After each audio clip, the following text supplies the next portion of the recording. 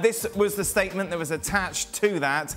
Despite FC Barcelona and Lionel Messi having reached an agreement and the clear intention of both parties to sign a new contract today, this cannot happen because of Spanish La Liga regulations on player registration. As a result of this situation, Messi shall not be staying on at FC Barcelona. Both parties deeply regret that the wishes of the players and the club will ultimately not be fulfilled. FC Barcelona wholeheartedly expresses its gratitude to the player for his contribution to the aggrandizement of the club and wishes him all the very best for the future in his personal and professional life. Some Spanglish there to start us off. Gab, as someone who's not surprised by much, you were surprised by this? I was surprised by it at first because I told myself, wait a minute, you knew what the salary cap was. You've been talking to Messi. You've been saying for months that this is your number one priority is getting him signed. So you knew how much he wanted. You knew what he could afford. You ended up committing north of 50 million in US dollars on wages and 9 million euros for Emerson, and then the wages of Eric Garcia and Aguero and Memphis Depay. Did you do your sums wrong? I mean, that floored me. But then I looked at it a little bit closer, and already the reports are coming out. This is basically a power play. There's a lot more that's going on here. It has to do with the deal that was struck between Javier Tebas, the chief of La Liga, and CVC Capital Partners, which is a private equity group, which has agreed in principle, though has yet to be approved by the clubs, a deal whereby they get 10% of Liga revenues in exchange for injecting around $3.2 billion in La Liga. Probably has a little bit to do with the Super League as well. Maybe has a little bit to do with Laporta basically saying, okay, yeah, look, Messi is really important to La Liga. You have all these grand plans. Even if we're out a little bit relative to the salary cap, you got to meet us halfway, dude. You got to help us out. You got to be a little bit flexible here. That was my first reaction. It's a lot easier to blame Tebas and La Liga than it is maybe to suggest that you got your sums wrong or you couldn't get a deal done with Lionel Messi. So that's it, Jules. This is just a massive game of bluff. But that's the first thing I thought is Barcelona bluffing, and that statement and the way he came so quickly after that meeting today between Jorge Messi, Leo Messi and Joan Laporta as well. That we know that was a tense meeting. We know that there were clearly some disagreement as well, and so soon after that to almost end it like this, ending 21 years of the greatest player of all time, marriage with one of the greatest team and club of all time as well. I thought was just, okay, this is the poker game starting. And I see many poker games here. I see one between Barcelona and La Liga, and as well we saw what Real Madrid came up with later in the day, and you could add Real Madrid to Barcelona against La Liga, like Gab very well explained. I think it's also a poker game between Laporta and the Messi family and the Messi clan. We know that they don't agree on commissions that Barcelona will have to pay to the Messi family, and that could also be a big problem. And I think the fact that Barca came out first put also some pressure on the Messi clan and the Messi family. So I can see these the game cards everywhere, and that's why I still think that Messi will end up staying. Luis, what's been the reaction in Spain? Well, shocking. As you can imagine, everybody was surprised about the first news of Lionel Messi, the first moment that I received a text message saying, listen, Messi is leaving. I thought that is not true. That wasn't my word. I can tell you it was a bit tougher than that one, but it's true that it was shocking for everybody. But everybody understands that is something happening between that. I think that after the Superliga, something was not happening around the two top teams in Spain, Barcelona, Real Madrid, making a statement at the same time. So things are happening, as you guys just mentioned, and of course it's a shocking news for everybody, but I think there's still a lot to be happening in the next coming days. So he's leaving at the moment, but he might not be leaving, but we don't know. Yes. Because it's all potentially some big game of chess. Power play. I saw Real Madrid put a statement out as well regarding the CDC, the business that's been going on with La Liga and the injection from the investment. That sums it up. Well, I'd rather it was just I honestly would rather it was just right. He's leaving. That's it, done and dusted, and let's see where he's going. If this is just another 2 or 3 weeks of wrangling, and I don't know, it's just one big mess, isn't it? I mean, I don't think it looks great in him either, to be honest. If that's what it is, but I don't think it has anything to do with him. I mean, the weird thing for me, obviously, is the timing. And first of all, let me say off the top, I believe it when I see it, that Lionel Messi is no longer with Barcelona, playing in some other shirt. That being said, surely, while Messi's been away at Copa America and on holidays, the club have been having discussions with his representatives. It's not as though they really were waiting for him to come back to flush this out, to have the final say. They knew this was going on for quite some time. They knew this was a possibility while they're signing the likes of Aguero and Depay, as Gab mentioned. What this highlights to me is, again, how poorly Barcelona are run as a club. The debt that they're carrying in excess of 1 billion euros, their wages outstrip revenues. And now this, with Messi, the crown jewel in that football club's crown. How does this happen? How does this drag out all summer long, and within 24 hours of him arriving back in Catalonia, this bombshell of news? And it really is farcical when you think that we are talking about one of the greatest players of all time and one of the great clubs of world football. It's quite disappointing to sit here now and think it's all potentially a power play. Right. From a football perspective, I think it is, because you know, he has served that club magnificently, of course, and a lot of people, myself included, would have quite liked to see him, or like to have seen him, or see him go somewhere else and ply his trade somewhere else. That's not to say West Ham.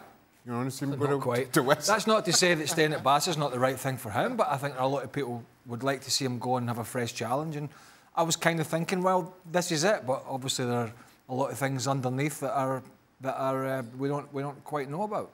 Gab, just to all in layman's terms, basically, in La Liga, every club has got a certain amount of salary which they can spend on players. Barcelona, as Shaka said, has exceeded that.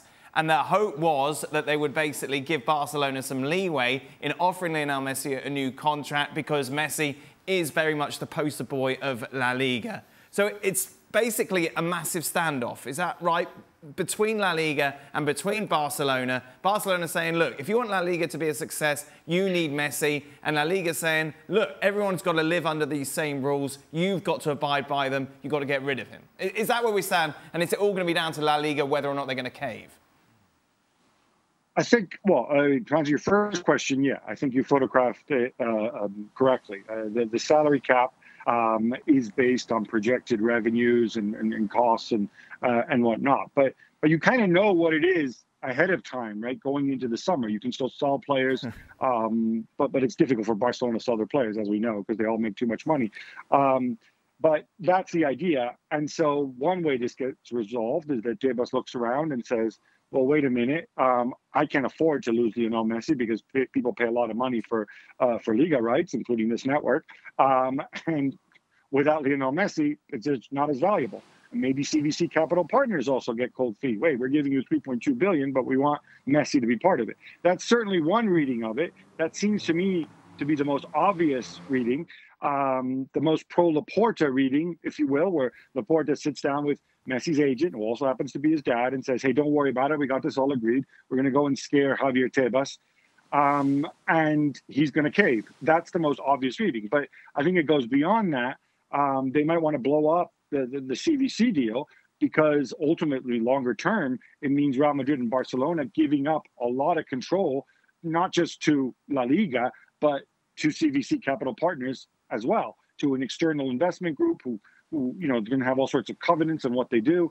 And then there's a third possibility, which is, as sometimes happens, you agree a deal, but then it comes down to sign the papers and say, hey, by the way, it's going to cost you an extra million here, an extra million there. So those are kind of the three scenarios. We don't know, but tomorrow morning at 11 o'clock local time, Joan Laporta will be addressing the media, and hopefully we'll get a little bit more clarity. But you know what? I wouldn't hold my breath. Okay, so let's just say he leaves. This is done. that whatever is going on sees him leave Barcelona. According to the bookies, Jules, PSG is the most likely of destinations. First off, if PSG wanted this to happen, could they make it happen? They certainly believe that they could, yes. They've been working on a potential offer, let's call it that way, for weeks now. We've mentioned it many times on the show. They never believed that he would leave Barcelona, but just in case, to be ready, if that day happened, and that day could be today, then they wanted to be ready and to be able to offer Messi something. We know that the contact between the Messi family and PSG has always been on. And certainly they believe that they would have enough, especially this summer when financial fair play is on holidays, let's put it that way, that this could be the time that you could keep Neymar, who's already extended his contract, that you can still have Mbappe probably for the last year, and then add Messi to your squad, to your roster, and that they could make this work. I've always been skeptical in terms of numbers, that they could afford all of them, and now you also have to add Wijnaldum and Donnarumma and Sergio Ramos, their wages, their transfer fees for Hakimi, his wages as well. So they will also have to sell, which is all part of the same plan. But certainly, although right now I'm being told they still believe he will stay and that this is all a big bluff, they seem to be ready potentially to make him an offer. And right now I can only see them being able to afford him. Gab, have you had a good après-ski? Why are you giggling so much? No, I just looked at the list of potential destinations. It's all the familiar names, and then I see Inter Milan, and I'm thinking to myself, wait, is this the only scenario? I think, unless there's something I don't know, even if Lukaku leaves, the only scenario I think in which Messi moves to Inter is the one where Messi goes and buys the club from Suning and installs himself there. I mean, I genuinely, that really would be, or he goes there and reveals he's been an Inter fan all along and he's going to play for free or something, but. Man, yeah, no, sorry about that. I couldn't help myself. I don't know who makes these odds. I'm sure there's a lot of thought behind them. My favourite one's any MLS club. Right. Yeah. Well, I mean, he's not going to Portland Timbers, not going to Columbus, not going to New England Revolution. Stadium. Huh? He's not going to Kansas. Well, see if you have any MLS clubs you can name. I'm struggling. But I'm thinking of cold ones. But you think Inter Miami, LA Galaxy, the usual suspects. Correct. Wouldn't it be? No, it's not at that. We're not at that point. So. How keen would you be to see him at PSG? I just think it'd be nice to see him going somewhere else. That's nothing against Barcelona, but I do think it would be a little boost for him towards the end of his career, because everybody's career comes to an end, and there's no doubt he's not there yet, but it's heading that way. And I think it would do, but I think as a player sometimes it would do you as good, a change as good as a rest. Right. And yeah, I mean he's not been able to get Barcelona over the line in the last couple of years, so it's not going to be easy to go. And I'm just thinking about if I'm the manager at PSG, I would just keep. I mean, that's a super talented team. The last 2 days we've been discussing whether Neymar's been a failure because PSG don't win. If this 11 doesn't win the Champions League, footballers fail. Luis, it's not a bad front line, is it? Messi, Mbappe and Neymar? Can you tell me another three with that powerful problem? Maybe Manchester City at the moment, but not many teams in Europe or in the world can have that amazing quality up front. But I still don't see it. We are talking about Lionel Messi leaving Barcelona. I think he doesn't have to leave. I mean, he was already outside because I think the contract ended 30th of June, if I can recall. So he's a free agent at the moment. So people is talking about, no, he's leaving Barcelona. No, he's already left. So he's a free agent and anyone can sign him. So we'll see what happens. It was interesting, what Gab was saying. I think it was Gab saying there's a press conference for tomorrow morning. Yes. Tomorrow morning European time, 11 a.m. or give or take. But I presume we haven't heard so far from the Messi camp. No. And I wonder if we are going to hear from them, because that's until they say something, I don't think we're going to get much clarity. I think, as Gab said, it will be a press conference tomorrow that might tell us little. But until him himself or his father comes out, then I think we're all going to be, everybody's just going to be guessing here at the strategy. Meanwhile, Jules, Harry Kane has gone very much down the pecking order. he's still a Gab's Alpine retreat. The reason I bring him up is that could we foresee a situation where Manchester City will look at that Kane money and go, well, you know what? Why don't we just get Messi? Yeah, of course. It's always possible. I just think that the strategy for the summer is Grealish and Kane. And of course, there was a time where there were talks about Messi. We know that last summer, when Messi was already close to leaving Barcelona, that they had long chat with Pep Guardiola, and of course, it would have been such a romantic way for him to go back to play with Pep. Again, I just think this time is gone, and that moment was last summer, not this summer again. And I really cannot see them already so involved in their recruitment. Grealish is done. Kane is the next one. They've been working on it. I mean, he's on strike. So if they said to him, "Hey, it was nice from you to go on strike, but you know what? Actually, we're going to sign someone else," I don't think that will happen. I think it will be Grealish and Kane, and that Messi will not end up at City if he does leave Barcelona. Yeah, and I think what Jules is saying, you know, City's priority has been the number 9. They've gone the opposite way about it at the moment. The Grealish deal is done, but they're definitely after a striker, and we know it's Kane. There's no doubt about that. But look, let's look at it from the other perspective. This news is broken today, but you telling me none of these big wigs at all these clubs knew that this kind of thing was going to happen? You're telling me nobody at Man City, bearing in mind Messi's former manager and other people that have been at Barcelona, don't speak to his representatives, or indeed maybe him himself? Bearing in mind there's a free transfer, and they get a pointer into what's going on. And so they probably realise that what the boys have been talking about is that this is all one big play in Spain, and the potential is that he's going nowhere. So they're just going to carry on with their business. Right. And they're going to sign Grealish, and they're going to sign Kane, potentially, and then other clubs are going to go out and spend, because they know that the likelihood is that he's not going to leave, and probably the word on the street amongst the people that are involved in this, they probably knew, you know, not saying weeks ago, but certainly, you know, at least a day or two ago, that this was going to happen. Right, last word on this to everyone. Luis, September 1st, of course, we'll see the transfer window close. Where's Lionel Messi? With Barcelona shirt. Gab? Barcelona. Jules? PSG! I've got the shirts already. All 3 shirts. I've got them all. Number 10, Messi, everything. No, I'm kidding. Barcelona. Jack? Barcelona. Wow.